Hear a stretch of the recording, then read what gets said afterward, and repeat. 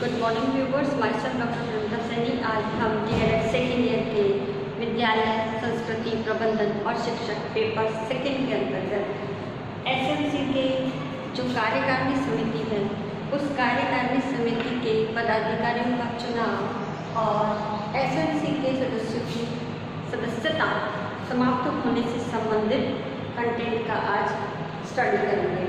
तो इसमें सबसे पहले लिखते हैं हम जो इसकी कार्यकारिणी समिति है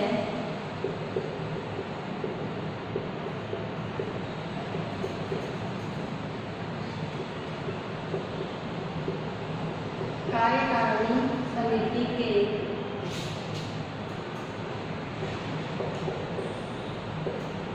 पदाधिकारियों का चुनाव।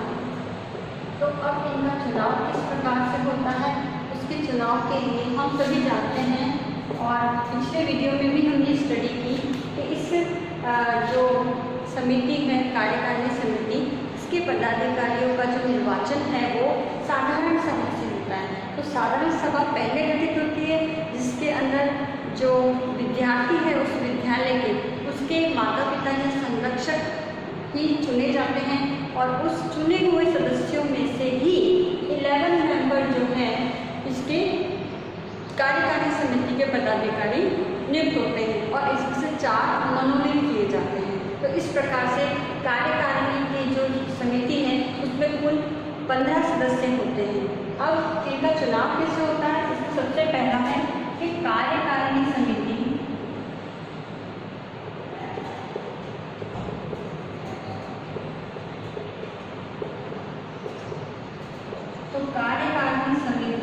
अपने अध्यक्ष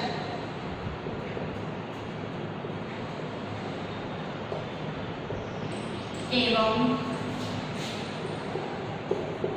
उपाध्यक्ष का निर्वाचन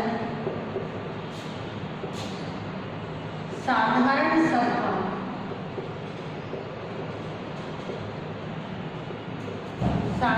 सभा द्वारा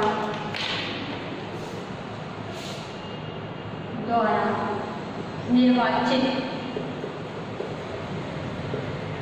माता पिता या संरक्षक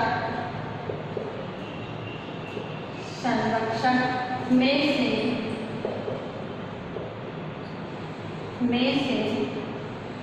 करेगी। तो जो साधारण सभा के अंदर जो निर्वाचित सदस्य हैं उन्हीं निर्वाचित सदस्यों में से ही कार्यकारिणी समिति के अध्यक्ष और उपाध्यक्ष का चयन किया जाएगा और यह निर्वाचित अध्यक्ष होंगे। यह निर्वाचित अध्यक्ष होंगे। सेकंड इसके अंतर्गत जो आती है इसके पदाधिकारी का चुनाव कि इसमें विद्यालय का प्रधानाध्यापक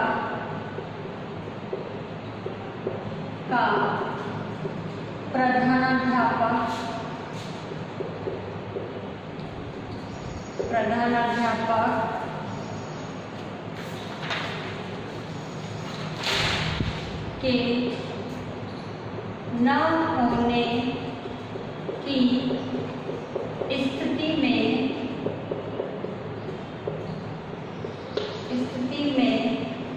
विद्यालय का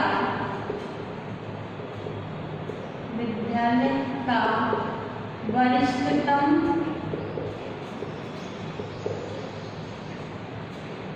अध्यापक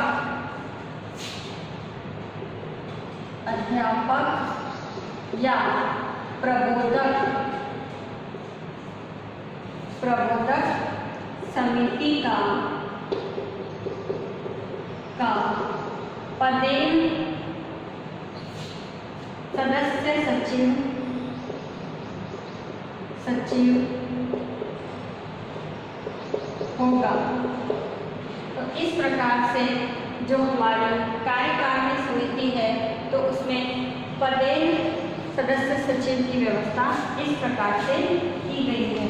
और इसके पश्चात जो अध्यक्ष और उपाध्यक्ष का कार्यकाल, अध्यक्ष एवं उपाध्यक्ष का कार्यकाल 2 वर्ष या तब तक रहेगा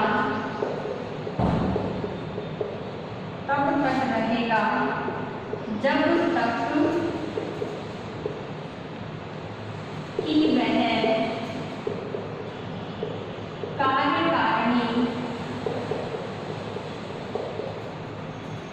कार्यकारिणी समिति का सदस्य रहे। इस प्रकार से दोनों में से जो भी कम हो, चाहे 2 वर्ष का कार्यकाल हो या जब तक वो इस कार्यकारिणी समिति का अध्यक्ष रहेगा तब तक वह इसका अध्यक्ष और उपाध्यक्ष रह सकता है। नेक्स्ट है कि कार्यकारिणी समिति का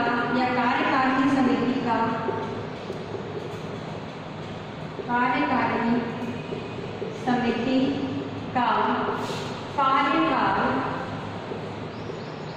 जो है ये कितने वर्ष के लिए बनेगी? ये कार्यकारिणी जो समिति है वो, तो कार्यकारिणी समिति का कार्यकाल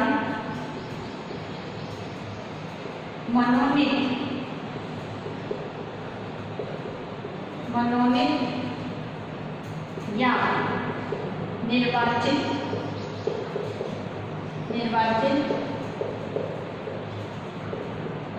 सदस्यों का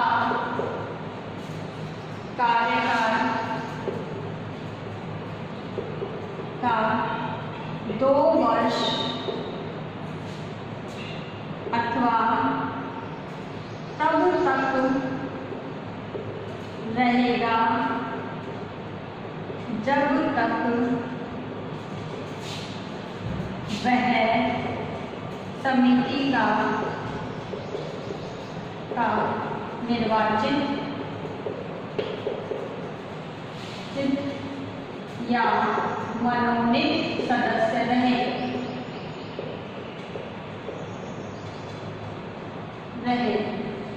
और इसका अंतर्गत अब ये जो 4 में इसके पदाधिकारियों के चुनाव की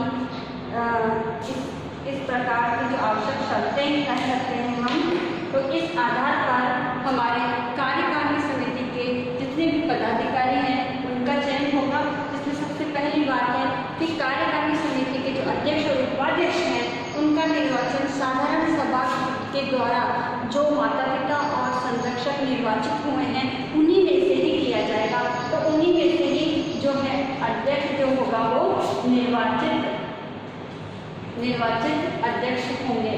और सेकंड बात है इसमें कि यदि स्कूल में प्रधानाध्यापक नहीं है तो प्रधानाध्यापक के उपस्थित न होने के स्थिति में विद्यालय का जो सीनियर अध्यापक है या प्रबोधक है वो भी जो समिति का है उसका पदेन सदस्य सचिव होगा। नेक्स्ट इसमें बात है कि अध्यक्ष एवं उपाध्यक्ष का कार्यकाल 2 वर्षों के लिए होगा या जब तक के लिए रहेगा कि जब तक कि वह कार्यकारिणी समिति का अध्यक्ष है। इन दोनों में से जो भी कम हो वह होगा।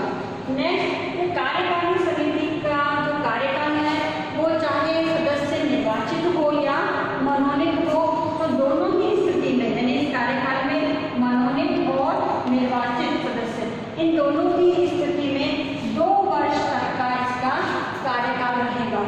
और या फिर ये जो निर्वाचित सदस्य हैं मनोनीत सदस्य हैं वो तब तक रहे जब तक कि कार्यकारिणी समिति है। तो इस प्रकार से इस समिति के जो पदाधिकारियों का चुनाव है वो इस प्रकार से किया जाता है। अब इसके अंतर्गत जो नेक्स्ट पॉइंट है कि हमारी जो विद्यालय विकास समिति है यानी हमारी विद्यालय विकास समिति यानी हमारी SMC, इस SMC के सदस्यों का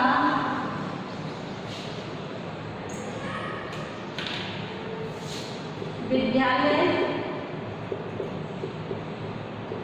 विकास समिति, यानी हमारी जो एसएमसी है समिति, यानी एसएमसी के सदस्य की सदस्यता समाप्त होना।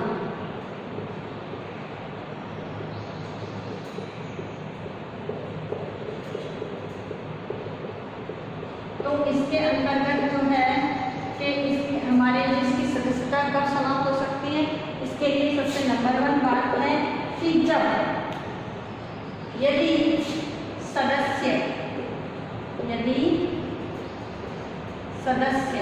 जो भी सदस्य है, चाहे वो निर्वाचित सदस्य हो या मनोनीत सदस्य हो, तो जो भी सदस्य समिति की 3 बैठकों में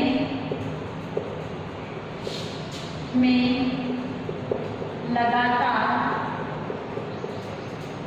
अनुपस्थित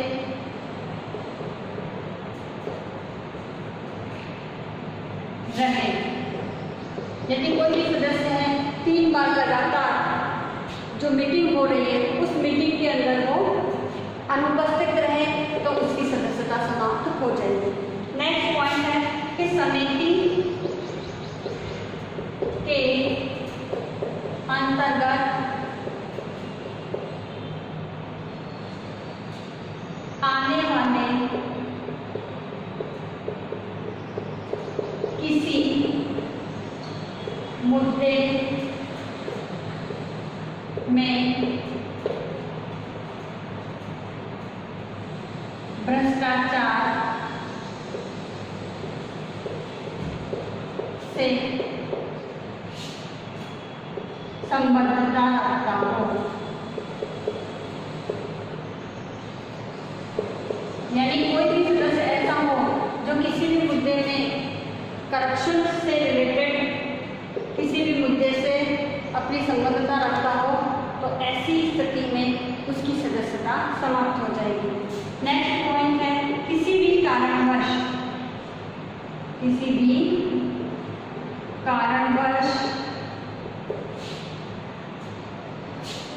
सदस्य की संतान उस विद्यालय का विद्यार्थी ना रहे, यानी पेरेंट्स तो उसका मेंबर है कार्यकारिणी समिति का, लेकिन उस स्टूडेंट जो उसका स्टूडेंट है वो उस स्कूल का स्टूडेंट ही ना हो या अन्य किसी स्कूल में एडमिशन उसने ले लिया हो, तो ऐसी स्थिति में भी कार्यकारिणी समिति का वो सदस्य नहीं होगा। और एट द लास्ट है कि कानून के द्वारा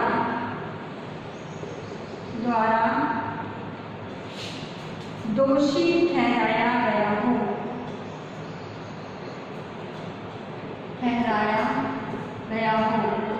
तो भी उसकी सदस्यता जो है समाप्त हो जाएगी।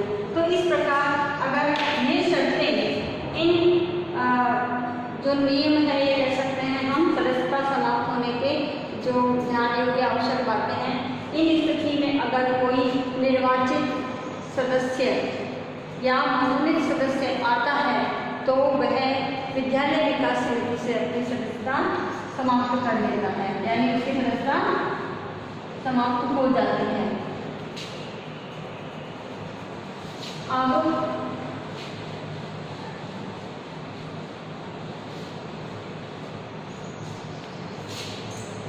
आज का जो असाइनमेंट है,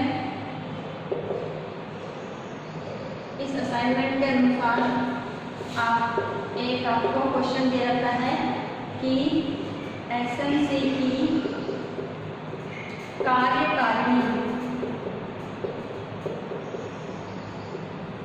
समिति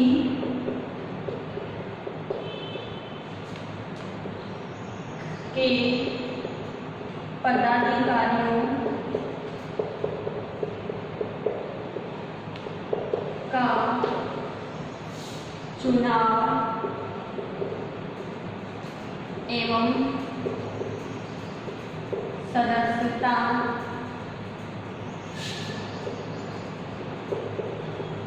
समाप्त होना को स्पष्ट कीजिए। तो आज के वीडियो में दिए गए कंटेंट नॉलेज के आधार पर हमें इस क्वेश्चन का आंसर लिखना है। साथ ही इस कोरोना महामारी के दौर में आप अपने घर में रहिए, सुरक्षित रहिए, जहाँ तक हो सके घर से बाहर नहीं निकलिए, आवश्यक हो तो ही घर से बाहर निकलना है। और अपने सोशल मीडिया ग्रुप में आप कोरोना वायरस के एडवाइजरी जो स्टेट गवर्नमेंट द्वारा समय समय पर जारी की जा रही है उसकी पोस्टर इमेजेस वीडियो क्लिप बना करके शेयर कीजिए, लोगों को अवेयर कीजिए। आई होप ये वीडियो आपके लिए यूजफुल होगा। So thank you.